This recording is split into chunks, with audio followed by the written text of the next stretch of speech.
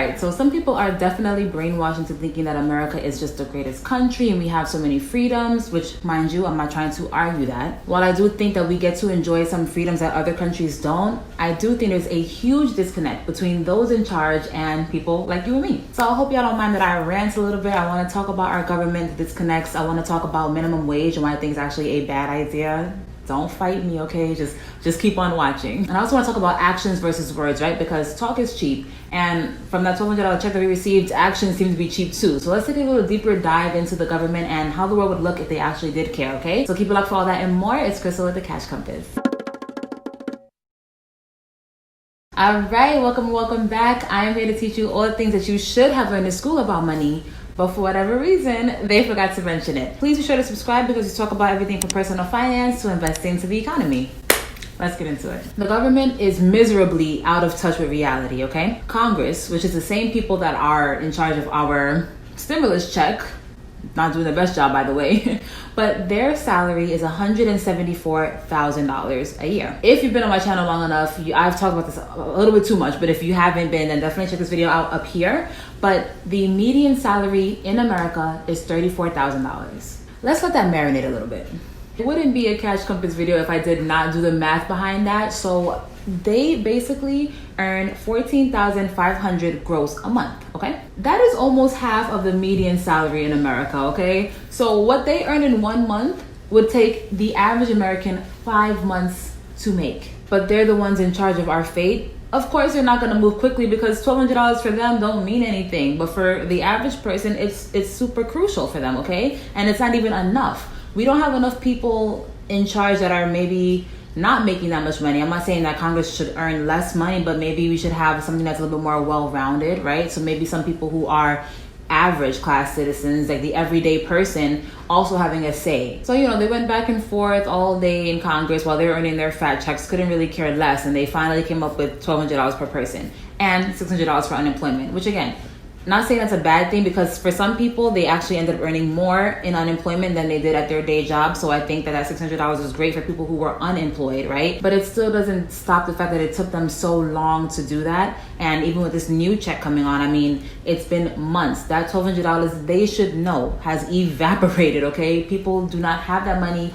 A lot of people are still unemployed. A lot of people couldn't even get through to unemployment because there wasn't enough manpower behind these different states trying to process the unemployment. And now they're arguing so much for even less money, okay? Because now the unemployment's going to go away, allegedly, and supposedly we're going to get $200 a week, which is dramatically less money.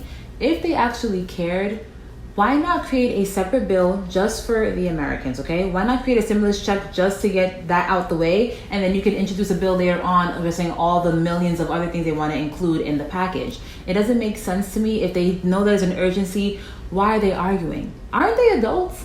I thought only siblings argue like that. Aside from that, they also came up with the PPP program from the CARES Act, right? And that was supposed to be for small businesses, people who are struggling. Here's some money to help you get on your feet. Right. Well, within 2 weeks, that money just dried up, okay? And people like the LA Lakers, people like Shake Shack got millions of dollars. Last time I checked, that was not a small business. But the way that the law was written pretty much allowed these companies to get in through, technicalities. And mind you, once they got caught, they returned the money. But why take the money in the first place? You know you're not a small business and this is a small business loan program. Makes no sense. And I feel like when it comes to asking for help, we're asking the wrong people. I see a lot of things going on the internet asking for people like Jeff Bezos to give some more money out to these communities because he makes so much money. And I think he made like $13 billion in one day or something. And they're like, give us the money. And I know this might not sit well with people, but again, just hear me out, sit with these thoughts, let the thoughts marinate, let it make sense to you before you start using your internet fingers. But Jeff Bezos, while he is a higher up, and of course I do think that he does get some money funneled to him, I don't think that everything he's doing is necessarily just him and his hard work, but he has a viable business, okay? Whatever he's doing, it is a viable business. He's earning money, okay? People have been on Amazon more. The government gets their money from the Federal Reserve, who does not earn the money. They just print the money. And I think if more focus was actually on the Federal Reserve and the banking system, we wouldn't be asking billionaires to give us money, because the banking system is the problem. And the banking system is the reason why they're actually able to make so much money, because their stocks are getting cherry picked and selected, even though they're telling us it's not. It is. Let's not play games here, okay? These bigger companies are targeted, and they are intentionally kind of fattened up by the government, by the Federal Reserve, to just kind of give an illusion. And I want to talk about that a little bit more. Let's take a step back in time to 2008, okay? When bailouts kind of became introduced into the economy. Do we get bailouts? Have you gotten a bailout? I haven't gotten a bailout yet, okay? But they kind of introduced this whole too big to fail fallacy. And it's kind of like, okay, well, they employ so many people, they have so many loans that they're too big to fail. I think you can fail at any moment, okay? Just fail forward. Learn from your mistakes. But those people up top don't get to learn from their mistakes. They get to get free bailouts. If we fail to manage our money correctly, right? If we don't have a savings, if we lose our job, if we can't make ends meet, we have to file bankruptcy, and that follows us for 7 to 10 years. These big companies, they mess up, they get free loans, they get grants, and it's pretty much scotch-free, right? They don't really have maybe a slight embarrassment, but who cares about that? They can still run their business as usual. When things like that happen to us, there is no bailout available. I say this all the time. Governments do not make money. They just take it. They don't earn money. We earn the money, and they tax us, okay? That's the majority of the government's revenue, is just tax revenue. Did you agree to bail out these people? I know I didn't, okay? But us and the generations after us will be paying for this, because those companies were too big to fail. And like I said before, it's to create an illusion, okay? Because if you give this company money, they stay afloat. Now everybody has a false sense of protection, like everything is okay. But if you let that company fail, then it's going to kind of trickle down to other things. And then next thing you know, it's going to be more than obvious that there is a huge problem in our banking system, and more attention will be focused into the banking system and into the Federal Reserve and our government and the whole structure.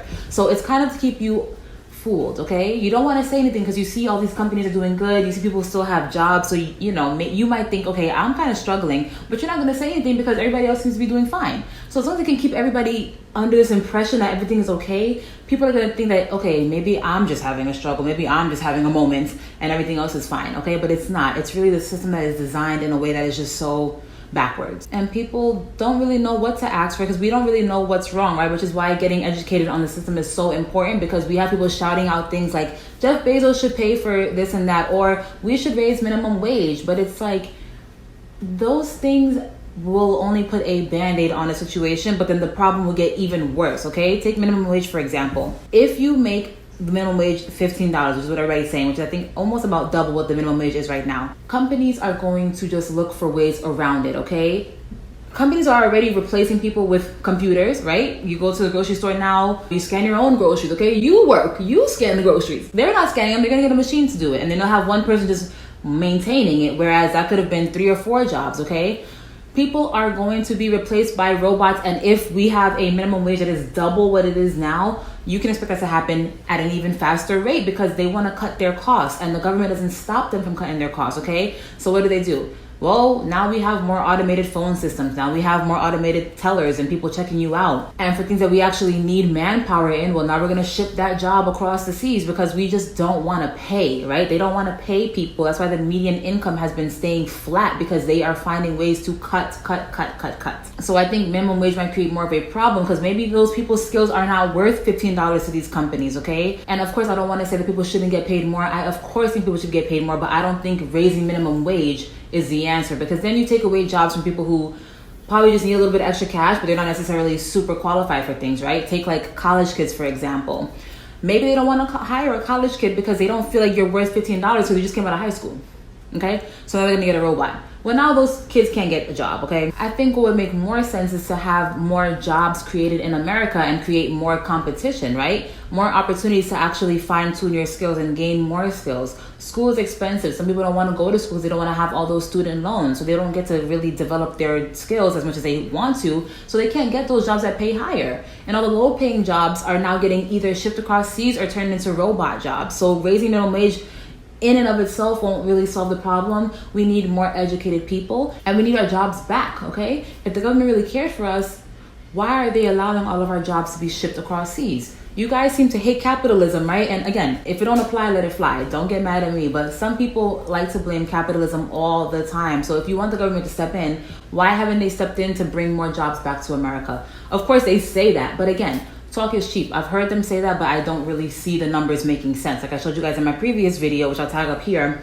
the manufacturing jobs actually have decreased, okay? Manufacturing is going down, and those are actually high-paying jobs. So the jobs that actually bring money into this country are getting demolished. And I'm gonna have a video talking about capitalism in detail, which I think will be another maybe controversial topic. So definitely make sure you are subscribed if you haven't subscribed already, because it's gonna be a great conversation. But basically, what would the world look like if the government actually cared about us, right? If they actually cared like they said they did. If the government really cared, we would have a system that encouraged savers and penalized overspenders, okay?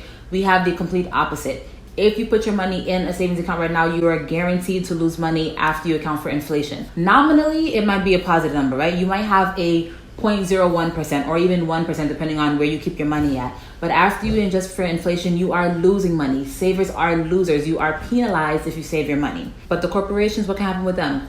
Oops, my bad. Caused the recession because I had predatory lending, right? The banks would just keep on giving these loans out, knowing that people had no jobs. And when they get in trouble, it's just a bailout, right? They get rewarded for bad behavior. If we had a government that actually cared, that wouldn't happen. They would be made an example of, and other banks would get their act together because they wouldn't want to fail. If the government cared about us, we would have schooling that actually grew with the times, okay? A lot of these kids are still learning things that I learned. But hello, it's been decades since I've been in school versus these kids now.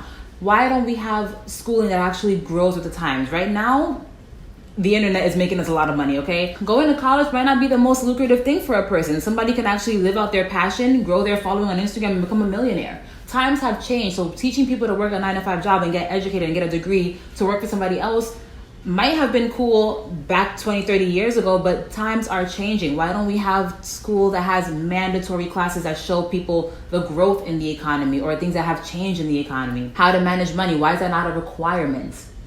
They have them in there, but it's optional. And not even from a money standpoint, let's talk about just regular life skills in general, right? Why is it not like a required sales course? No matter who you are in your life, you have to sell, because even if you are looking for a job, when you step into that office, you're trying to sell yourself. You're trying to sell your skills, okay? If you have a business, you're trying to tell people why you should pick me, why you should buy my products. Everything is really centered around sales or just personal development, communication. You go on the internet right now and you say your opinion. If someone doesn't agree with it, all of a sudden you're ugly. That's why your mama died. I mean, people don't even know how to communicate effectively. Why don't we have discussions around that, developing people's mentality? No, it's about random things in school. So I mean, if they cared, why are we not developing our school curriculum as the times change? There would be more focus in really building up America to be independent. I'm not saying interdependence is a bad thing, right? Because I think it's good to actually use other countries where we can, but let's build ourselves up first, right? You can't have interdependence without independence. So why not build America up? Why not create these jobs that make more money and keep money in America? That way, if something happens off in China,